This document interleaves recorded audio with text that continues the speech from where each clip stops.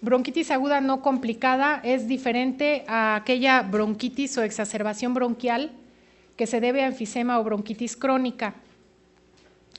Pero aquí ya estaríamos hablando de una exacerbación por EPOC, que es diferente.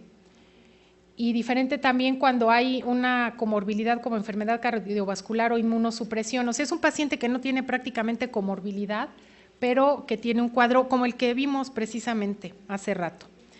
La definición de bronquitis aguda es la enfermedad respiratoria aguda en un adulto previamente sano, con una duración de 1 a 3 semanas, con tos como síntoma prominente. ¿Por qué? Porque lo que está afectado pues, es el bronquio, y en quien se ha descartado neumonía, ya sea que la descarté clínicamente o que la descarté con una radiografía, como el caso que vimos.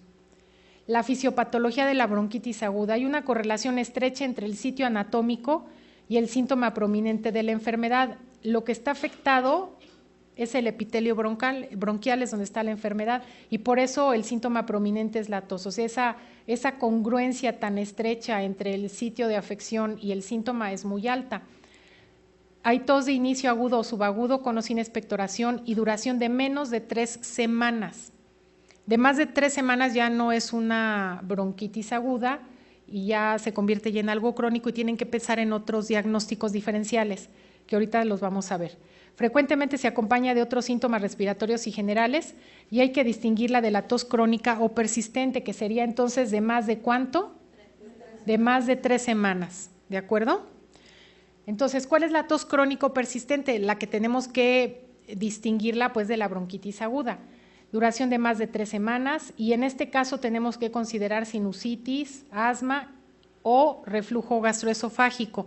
Pacientes que tengan cualquiera de estos tres puede ser la causa de la tos crónica, o sea, de que tengan tos de más de 3 semanas. Tampoco es bronquitis crónica, porque la definición de bronquitis crónica todos la conocen, se las enseñaron también cuando eran chiquitos: tos con expectoración de 3 meses de duración y por 2 años consecutivos. Eso es lo que es bronquitis crónica y lo que está asociado a la enfermedad pulmonar obstructiva crónica. Todo esto es diferente a lo de bronquitis aguda que estamos viendo ahorita, porque cada una de estas entidades se trata y se diagnostica de forma distinta a la bronquitis aguda. Pero si tenemos un paciente con tos, hay que investigar todo esto para saber cuál puede ser, sobre todo si es más de ¿cuántas semanas la tos? Más de 3 semanas. Entonces hay que hacer diagnóstico diferencial con tos crónica persistente, que ya vimos la causa, con exacerbación aguda de EPOC, con infecciones respiratorias asociadas a morbilidad y por supuesto con neumonía. ¿Cómo sabemos si se trata de una exacerbación aguda o si es un tos crónico persistente o que está asociada a morbilidad? Las primeras 3 pues con el cuadro clínico, y la cuarta igual, su juicio clínico. Pero si lo quieren descartar, pidan una radiografía, pero si no la tienen, bueno, pues ni modo, hay su juicio clínico, que es bien valioso.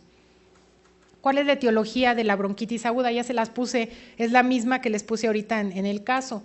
Son virus respiratorios en el 90%. Influenza en primer lugar, para influenza, virus sincicial respiratorio, coronavirus, adenorinovirus. En el hospital, como ya se hace el panel para todos estos virus, hemos tenido pacientes con neumonía, no solamente con influenza, hemos tenido con parainfluenza, con virus sincicial respiratorio, con adenovirus, son los que he visto últimamente. Las bacterias como causa de bronquitis aguda solamente son la causa en el 10%, y generalmente son estas: puede ser clamidia, micoplasma o bordetela.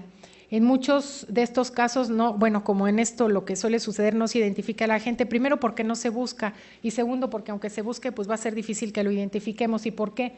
Bueno, porque para estos, bueno, tenemos de las pruebas estas de PCR, pero esto no está disponible en todos lados. Los mecanismos de las manifestaciones de la enfermedad, en este caso de lo que estamos hablando: en la primera fase hay una inoculación directa del microorganismo en el epitelio bronquial. Esto produce liberación de citocinas, estimulación de células inflamatorias, y de ahí precisamente el síntoma prominente, que es la tos, porque todo eso es lo que irrita el epitelio. Hay fiebre, mialgias, malestar general, como es el caso que les presenté hace un momento, y en general el padecimiento pues actual no tiene más de 1 a 5 días, y los síntomas generales son más intensos cuando se trata de influenza o parainfluenza. Por eso siempre cuando vean así un cuadro así muy agudo de vías respiratorias, pero hay mucha cefalea o ataque al estado general y fiebre, piensen en esto, en influenza, ¿sí? Bueno, en una segunda fase, lo que va a quedar ya, si el paciente se empieza a recuperar, pero va a quedar el epitelio todo despulido por la presencia del virus, entonces va a quedar con una gran hipersensibilidad de los propios receptores de la mucosa. De ahí que, bueno, va a haber producción de expectoración, va a haber tos, puede haber sibilancias, que es lo que tenía nuestro paciente, puede haber alteraciones de las pruebas de función pulmonar si se hacen en ese momento, y aquí pues la resolución es segura y ocurre espontáneamente, con y sin médico, con y sin tratamiento, pero lo que vamos a hacer con el tratamiento es reducir, primero disminuir la intensidad de los síntomas y reducir también el tiempo de la duración de los síntomas. ¿Cuál es el tratamiento? Pues como el 90% son virus, el antibiótico no está indicado porque la etiología es principalmente viral. Si se trata de influenza o consideramos que es influenza, hay que dar amantadina, rimantadina, que es activo contra influenza A en el 70%, o los otros inhibidores de neuraminidasa que ustedes ya conocen, o celtamivir o zanamivir, que se pueden utilizar como profilaxis y también como tratamiento y que son activos contra influenza A y B.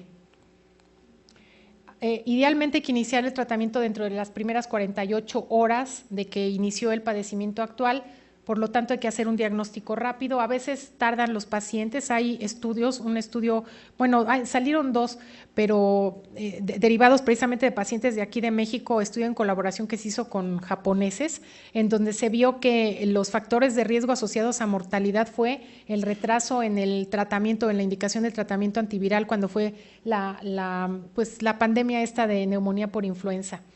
Lo que se indica son 5 días de tratamiento. Y lo que vamos a hacer con el tratamiento es, como les decía, disminuir la duración de la enfermedad y acortar el periodo de regreso a las actividades diarias. Nada más consideren los efectos adversos de la rimantadina, 32% al sistema nervioso central, o con los inhibidores de neuraminidasa, que principalmente son a nivel gastrointestinal. El tratamiento sintomático es muy importante aquí.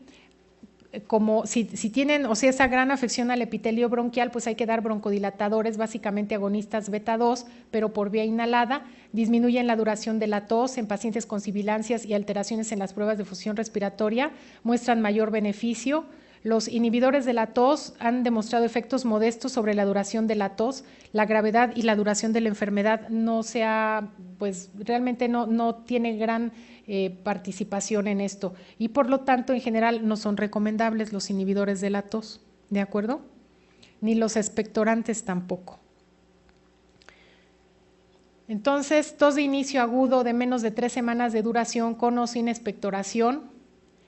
En un paciente, por ejemplo, mayor de 65 años que pueda tener inmunosupresión, EPOC o insuficiencia cardíaca, pues aquí es otra cosa, ¿no?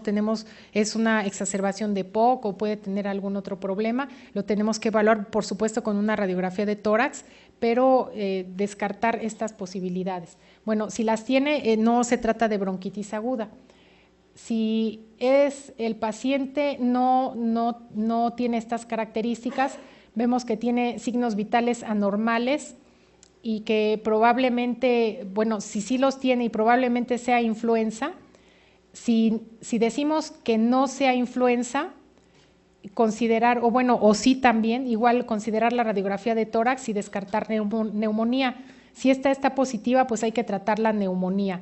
Si tiene influenza y no tiene neumonía, pues el examen físico demuestra consolidación o derrame pleural, bueno, pues ya es otra cosa, ¿no? Si sí, aquí está la neumonía, pero si no, entonces ya tiene bronquitis aguda. Aquí están las opciones del tratamiento: expectoración, hidratación, para la tos broncodilatadores, para el dolor los AINES y el tratamiento de la influenza si los síntomas son de menos de 48 horas.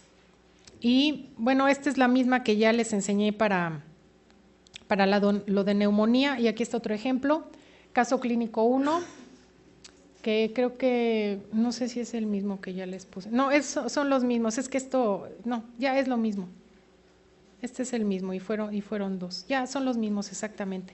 Bueno, ¿dudas hasta aquí?